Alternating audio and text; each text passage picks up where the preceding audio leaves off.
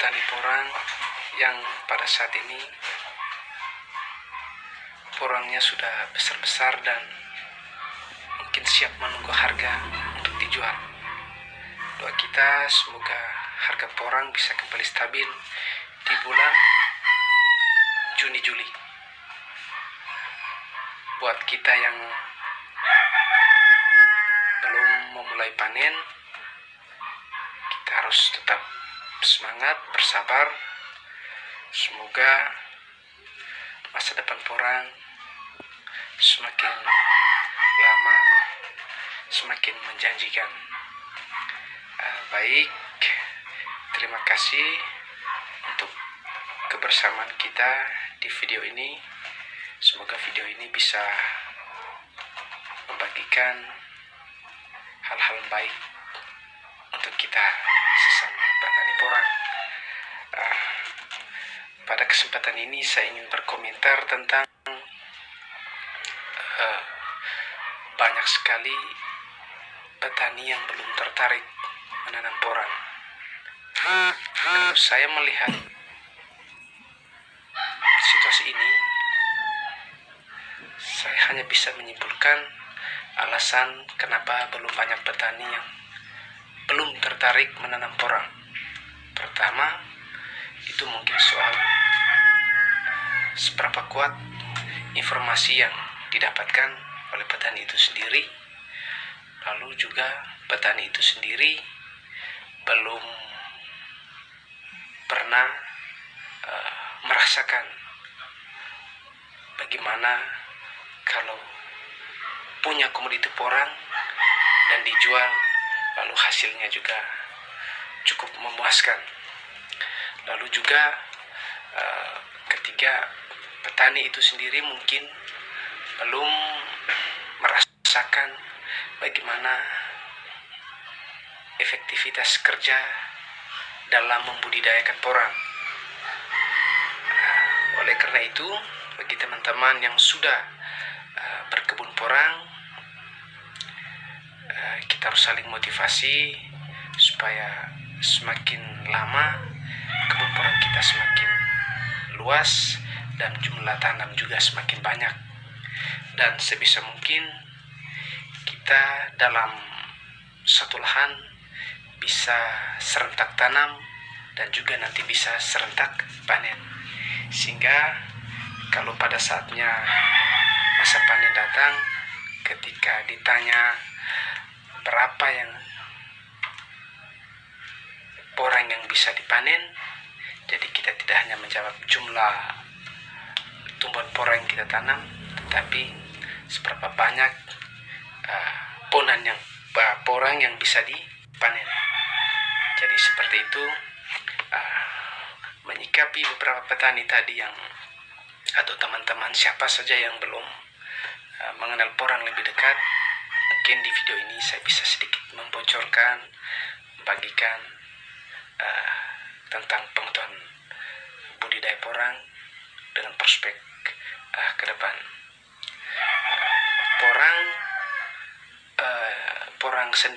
Porang itu sendiri sudah 40 tahun, bahkan sudah 50 tahun lalu itu sudah ada. Jadi kenapa porang tiba-tiba di tahun 2017 ke atas itu dia mulai eksis di dalam bidang pertanian. Jadi kalau kita melihat contoh nyata, salah satu petani yang di Jawa itu namanya Pak Paidi, itu dia seorang petani porang. Dia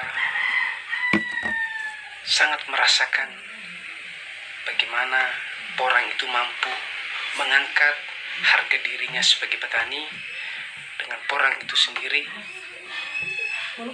dengan komoditi porang itu sendiri, ia bisa merasakan bagaimana ekonominya itu pun ikut terdongkrak. Artinya sekarang Pak Paidi yang awalnya seorang petani biasa, sekarang sudah menjadi miliarder. Jadi kita tidak juga sedang bermimpi yang begitu besar, tapi memang harus kita tanam kepercayaan bahwa segala usaha sebesar apapun, sekecil apapun, semuanya pasti ada timbal baliknya. Jadi kalau kita tanam yang baik, pasti kita akan panen yang baik juga. Jadi sekedar informasi, 40 tahun lalu, 50 tahun lalu porang itu sudah ada. Terus kenapa porang sekarang bisa viral kembali dan baru eksis sekarang? Sebenarnya bukan baru eksis sekarang, sudah dari dulu sih eksis. Hanya itu saja mungkin pengaruh perkembangan teknologi yang tidak seperti sekarang ini, makanya kita tidak tahu apa itu porang dan seperti apa prospek dalam bisnis tentang porang. Yang berikut, porang itu sudah menjadi komoditi ekspor. Jadi sudah kurang lebih 17 negara itu menerima porang dari Indonesia. Ada yang dalam bentuk chip, ada yang dalam bentuk tepung.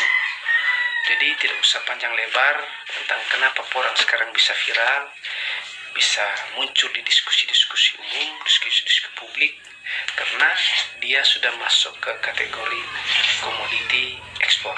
Nah, jadi 16 negara kurang lebih, antara lain seperti Tiongkok, Jepang, Cina, Vietnam, Thailand. Bahkan yang kami dengar dari beberapa informasi di sosial media, sudah menembus wilayah Eropa seperti Dubai. Jadi kita memang sebagai petani tidak akan pernah, belum bisa merasakan betul tentang bagaimana loncatan-loncatan eksistensi sebuah komoditi porang di tingkat pasar internasional.